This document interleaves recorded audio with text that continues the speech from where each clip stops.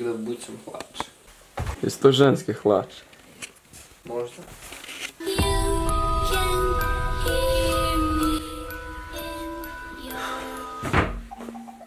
Čekaj da nađem neku prikladniju majicu.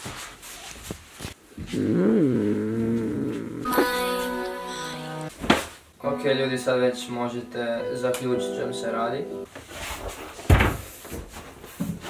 Ok ljudi, sad kad smo se svi okupili, možemo postati malo ozbiljni.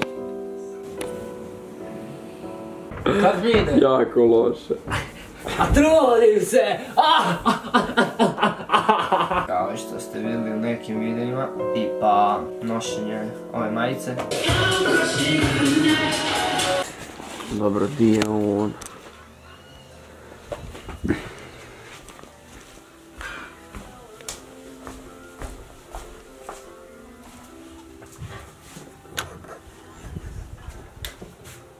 Kaj radiš ti? Ti imaš neki problem. Te pusti to.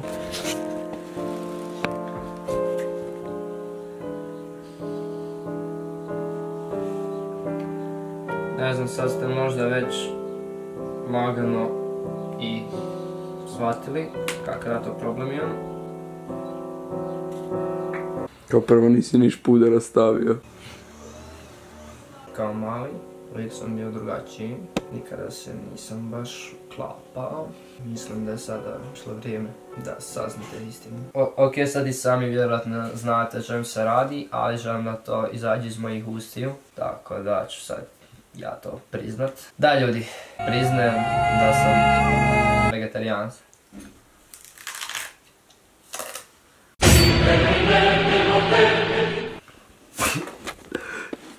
Fuj, Isuse, kak je ovo jako odavno, Isuse, fuj, fuj, skidaj ovo, sve s mene, fuj, šminku se,